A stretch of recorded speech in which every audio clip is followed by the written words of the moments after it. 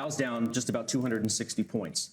And we've heard from some of the world's best investors and brightest investors today who say that times are dangerous. Paul Singer, who you listened to back in your office, said that it was a dangerous time. Ray Dalio was worried about where we are, warned that if the Fed raises interest rates, that you could have asymmetric risks. Are you still as negative today as you have been for the better part of the last year? Yeah, I mean, I don't know if negative is the right word exactly, but I think there are tremendous risks. But I think anyone that's going to tell you it's going to go down tomorrow, next week, even next month or next year, it's sort of a guessing game. But you can look at the environment, and I think it's very dangerous. In other words, you're walking on a ledge, and you might make it to the end, but hey, you fall off that ledge, you're going to really see trouble. And I think that could well be. What pushes you off the ledge? Is it the Fed raising interest rates? You think they should? Jamie Dimon yesterday said they should. Today, Ray Dalio said they shouldn't. What does Carl Icahn say? I really will tell you that I don't think it matters, because either way, there's a problem. If you don't raise interest rates, I think we're in a major bubble. And you can't. I think Singer said it right. I heard him for a while, and he's a very smart guy. I've known him for years. I think he's smart despite the fact that he's not for Trump. I think he's smart. So, yeah, he told me that, no uncertain terms.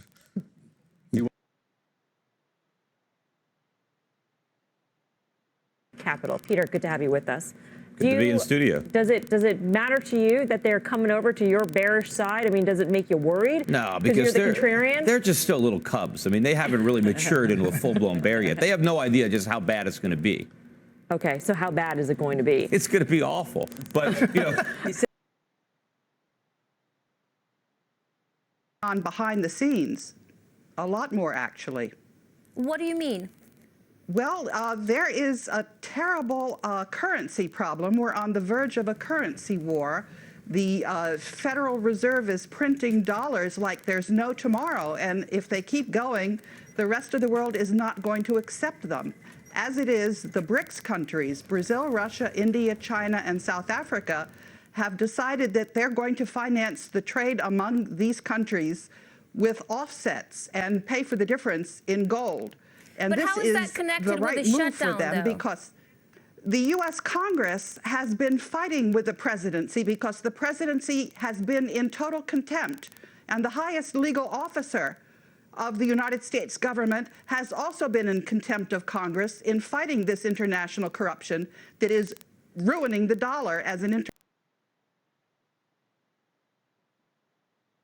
We have the worst revival of an economy since the Great Depression. And believe me, we're in a bubble right now.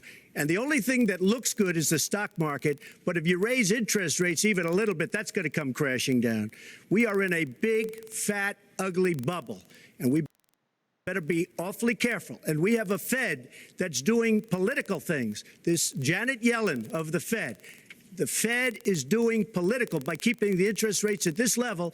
And believe me, the day Obama goes off and he leaves and he goes out to the golf course for the rest of his life to play golf, when they raise interest rates, you're going to see some very bad things happen because the Fed is not doing their job. The Fed is being more political than Secretary Clinton.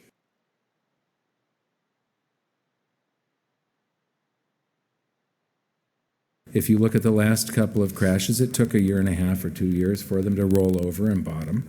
So, we might see things going flat in 2016 and then 2017 and 18, a real plunge. Who knows? I don't know. But what I do know is that every 2 to 9 years there has been a recession in this country, and that there is no exception to that. There's never been an expansion longer than 9 years. We're 7 years into this expansion. We're due for a recession. The Fed is out of bullets with all of the currency creation they did and the zero interest rates. There is nothing they can do this time except create massive quantities of currency. And technology to spend some time with one of the smartest investors out there these days. It is a true pleasure and a rare opportunity to hear from Paul Singer today of Elliott Management. Come on out here, Paul, if you could.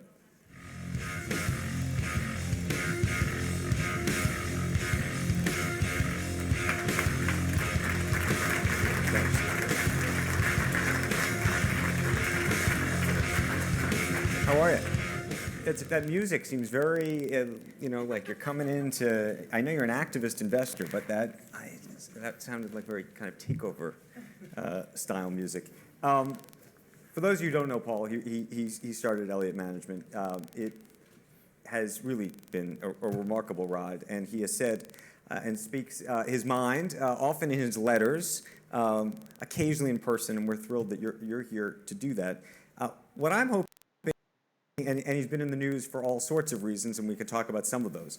But I just want to start with the economy and where we are, and I want to read you from your own letter, which got a lot of press. And That's not fair.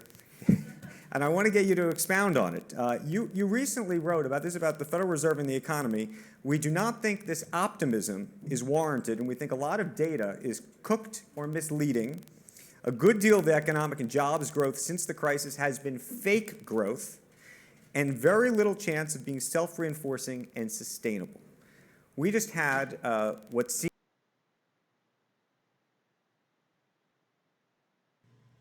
The Arabs yanked every penny they had with us. They hit all the other outfits, too, so it's across the board. That means every bank in the country out there is going to be struggling for liquidity, trying to cover those cash withdrawals. We're dumping everything. Treasury bills, bonds, Fannie Mae's, commercial papers, we want it all sold. Fed funds, euro dollars, borrow whatever you can find up to 200 million. Foreign exchange, no positions. Bullion, grab what you can get. All right, let's hit it. And pray. The dollar is going to collapse. Look at the trillions and trillions of dollars being hoarded by foreign central banks. Look at China announcing they want to do the $600 billion stimulus package. How do you think they're going to finance it?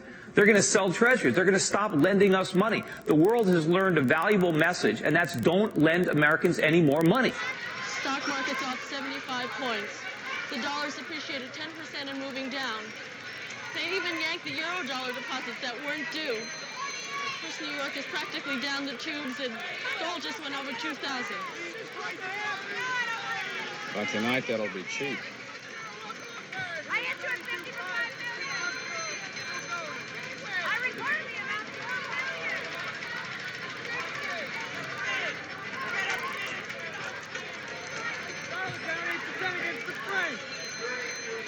Hi, Virginia, it's me. I want you to listen, and listen very carefully. As soon as you hang up, I want you to go to the closet, take a suitcase, and get to the bank. It began 8 days ago when a group of Arab investors withdrew billions of dollars from U.S. banks. That, in turn, started a chain reaction on the world money markets. Dollars, pounds, marks, francs, yen. Not one currency escaped. This scene outside a Manhattan bank was duplicated all over the world as people saw their life savings become worthless in a matter of hours. Good evening. I'm George Page in New York, and this is another in our series of reports on the world economic crisis. The growing paralysis of the industrial world has left millions without jobs, without money, and without hope. Crowds of unemployed poured into Washington yesterday. They stood in silent protest before the nation's leaders. At the same time, more than 1 million people packed St. Peter's Square, where the Pope urged calm and nonviolence. The pontiff asked for prayers for world leaders, prayers and peace and reason. But the last 24 hours have been marked by growing protests and ever-increasing violence. Last night, demonstrators burned American currency in front of the White House, and attempts to put out the fires led to a confrontation with police. Every hour, from every corner of the globe, there are new reports of outraged crowds demanding action. A bankrupt world seems to be teetering on the very edge of anarchy.